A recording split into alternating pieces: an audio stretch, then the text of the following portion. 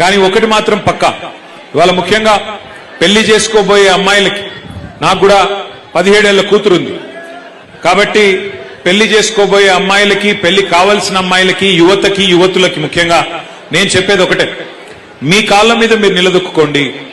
ఆర్థికంగా మీరు ఇండిపెండెంట్ గా ఉంటే, ఫైనాన్షియల్ గా ఇండిపెండెంట్ గా ఉంటే తప్పకుండా సమాజంలో గుర్తింపు, గౌరవం అన్ని కూడా ఆటోమేటిక్ గా వస్తాయి. ఎంతసేపు మనం ఇంకెవరి మీద డిపెండెంట్ ఉండే పరిస్థితి ఉంటే, వేరే వాళ్ళ మీద ఆధారపడే పరిస్థితి ఉంటే మరి దానివల్ల వచ్చే ఇబ్బందులు మీరు అడగొచ్చు, మీ ఇంట్లో అమ్మని అడగొచ్చు లేదా పెద్దవాళ్ళని అడగొచ్చు, చెప్తారు.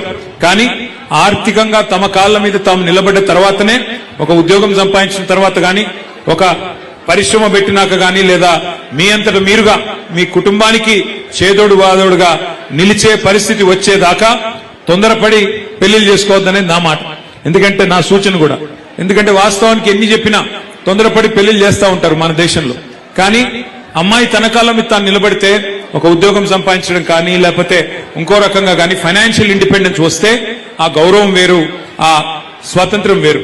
కాబట్టి తప్పకుండా ఈ మహిళా దినోత్సవం సందర్భంగా భవిష్యత్తులో మళ్లీ అధికారంలోకి మీ ఆశీర్వాదంతో వచ్చిన తర్వాత మరిన్ని కార్యక్రమాలు, భరోసా, సఖీ, షీ టీమ్స్, కేసీఆర్ కిట్లు, కళ్యాణ్ లక్ష్మి ఇట్లాంటి ఎన్నో కార్యక్రమాలు, వీహబ్ లాంటి కార్యక్రమాలు ఎన్నో చేసుకున్నాం.